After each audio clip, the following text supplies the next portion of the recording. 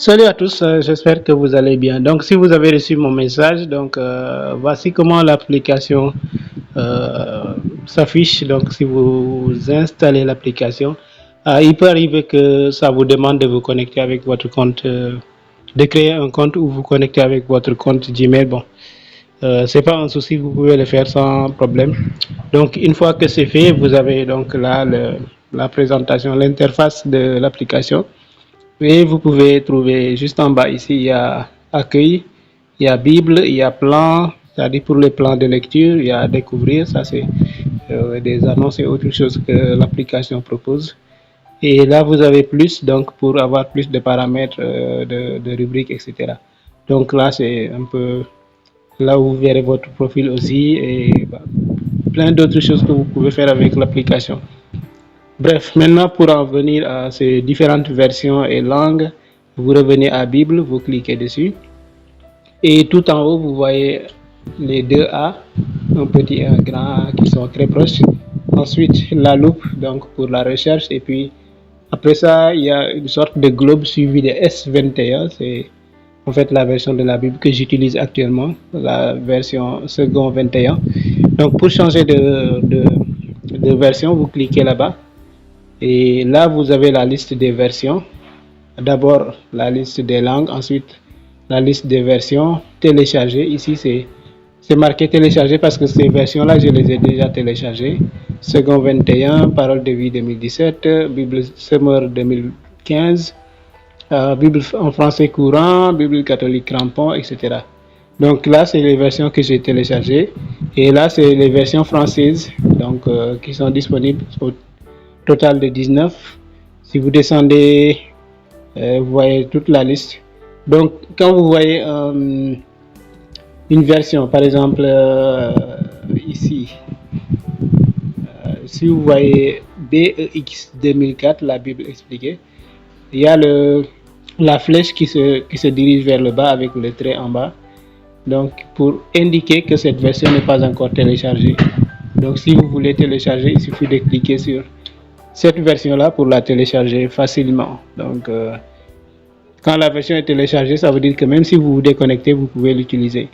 Mais quand elle n'est pas téléchargée, vous pouvez l'utiliser seulement quand vous êtes connecté, donc à Internet. Maintenant, là, on en est avec la langue française. Si on revient au niveau de la barre, ou la deuxième barre, je dirais, en dessous de version, vous cliquez au niveau de la flèche et là, vous voyez la liste des langues. Vous pouvez choisir, par exemple, français. Il y a English ici, il y a Serersin. Bon, ça, c'est parce que je l'ai déjà téléchargé que c'est parmi les 3 premiers résultats. Mais si ce n'était pas encore téléchargé, ce serait par ordre alphabétique. Et là, il faudrait défiler. Donc, on peut défiler. On a ici espagnol, Amérique latine, espagnol de l'Espagne. Ça, c'est l'allemand. On a ici le Wolof. Donc, on clique dessus. Bon, le Wolof aussi, je l'ai déjà téléchargé. Ce qui fait, quand vous cliquez dessus, automatiquement, ça devient la langue principale, si on peut dire. Et là, vous pouvez descendre jusqu'à voir en fait la version Wolof qui est disponible.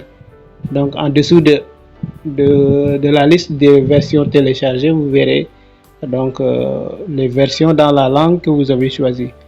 Et dans la langue Wolof, malheureusement, c'est juste la version King James, je crois, qui est là. Ici, ça s'appelle Kaddugi Yalla Gi. Donc, vous cliquez dessus pour ouvrir la Bible en Wolof, par exemple.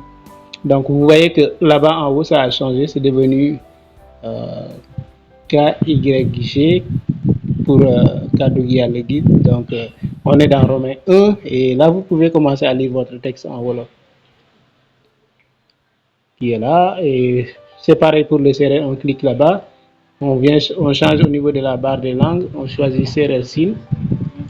Une fois qu'on choisit CRL SIN, on va descendre en dessous de télécharger. Dans la liste des téléchargés, on a ici en bas CRL SIN version. Et entre parenthèses 1, ça veut dire qu'il y a une seule version en CRL SIN qui s'appelle Ngarit Nerog. Tu cliques dessus et puis voilà. On a la Bible en CRL et puis toujours dans le même passage. Ça, c'est pour le choix des versions et des langues. Maintenant, quand vous choisissez par exemple, bon, je vais aller en français, c'est plus facile parce que c'est là où il y a diversité version, en tout cas, pour ici. Donc, je choisis le français, je choisis peut-être une des versions juste comme ça, la Bible de Semeur. Donc, on a BDS en français là-bas, qui s'affiche, et on est dans Romains 1. Romains 1, verset 1, par exemple. Si vous cliquez dessus, vous voyez que le verset est souligné avec des points, et là, vous avez plusieurs options qui sont présentées ici en bas, soit vous surlignez le verset avec une couleur de votre choix, soit vous pouvez partager le verset ou le mettre sur une image ou comparer le verset. Ça veut dire, comparer, ça veut dire, ça c'est une fonctionnalité que j'aimerais vraiment partager, vous montrer son importance, comparer. Quand tu cliques dessus, ça affiche le verset en question dans plusieurs versions différentes. Donc, Bible, là où on a S21, c'est la Bible second 21. Et là où on a PDV 2017, c'est Parole de vie. BDS, Bible du Semeur 2015. BFC, Bible en français courant. NBS pour Nouvelle Bible seconde. NEG 79 pour Nouvelle édition de Genève 1979. Et là, vous avez la possibilité d'aller au verset précédent ou au verset suivant. Donc, en cliquant sur l'un ou l'autre de ces deux boutons-là, avec les flèches. Ou bien, en dessous de ça, vous pouvez choisir une autre version, ajouter une autre version à la comparaison. Ça, c'est important parce que ça vous permet de voir comment est-ce que le même verset, Romains 1.1, a été dit dans la version Louis second 21, comment ça a été dit dans la Bible du Semeur, comment ça a été dit dans la Parole de vie, etc. Et ça vous donne une idée claire de ce que le verset veut vraiment dire et ce que ça signifie, etc. Mais si vous avez l'habitude de lire seulement dans la version Louis II, c'est le moment de passer à une vitesse supérieure pour mieux comprendre la parole de Dieu et de faire des comparaisons. Donc ici, c'est assez pratique. Vous pouvez choisir le nombre de versions avec lesquelles vous voulez comparer. Et donc, ça dépendra aussi du nombre de versions que vous avez téléchargées. Mais voilà, si ça vous intéresse, ça aide beaucoup, par exemple, d'avoir... Par exemple, ici, je peux juste me limiter à ces trois-là.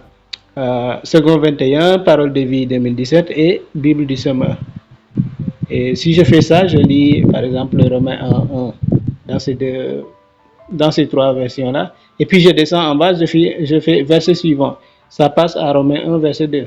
Je reviens ici en haut, et puis le verset 2 de Second 21 va s'afficher. Le verset 2 dans Parole de vie 2017 va s'afficher. Et le même verset va s'afficher en Bible du Semeur. Et ça te permet de comparer les versets 2 aussi dans les 2 ou 3 versions que tu as choisies. Pour comparer le verset 3, tu fais la même chose. Donc, à n'importe quel moment, tu peux cliquer sur la flèche tout en haut là-bas pour revenir donc, au texte en général. Maintenant, pour ce qui est de l'image, je vais cliquer par exemple sur le verset 2 cette fois. On a la possibilité de surligner ou bien de partager. Il suffit de glisser et faire monter et vous voyez différents types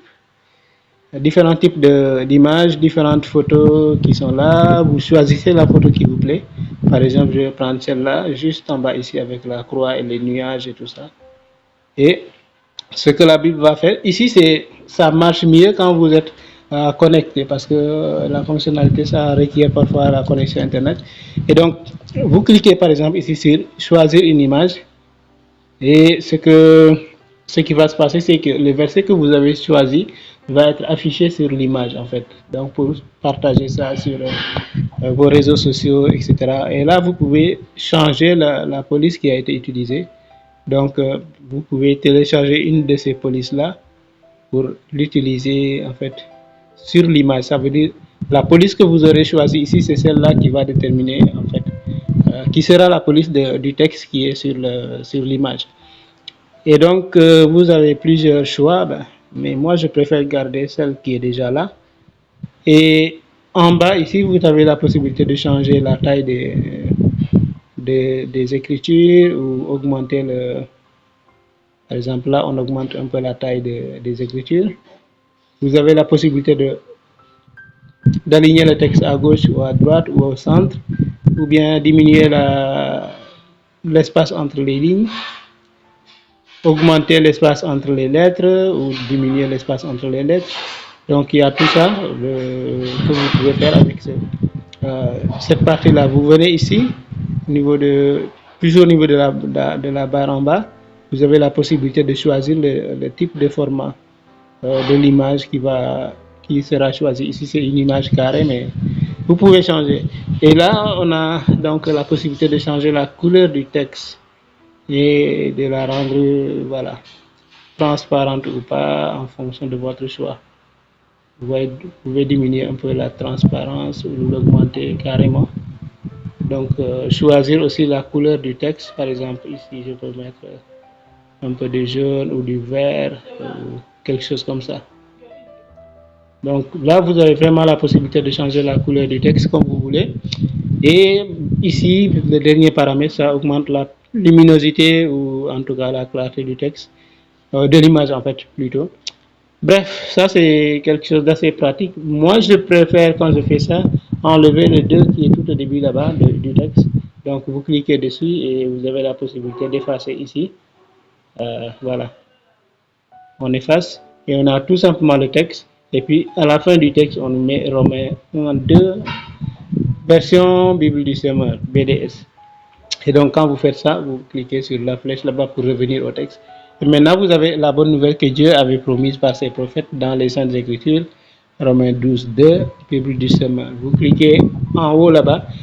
À côté de créer une image, il y a le mot sauvegarder. Vous cliquez dessus pour enregistrer votre image avec le texte dans votre téléphone ou partager au niveau des réseaux sociaux. Donc, je clique dessus, ça charge et on a ici la possibilité de partager directement l'image ou de télécharger sur notre appareil. Et donc, je m'en limite là à la présentation de la Bible YouVersion. Bon, pour le reste, je vous laisse découvrir par votre propre curiosité, ça va vous aider.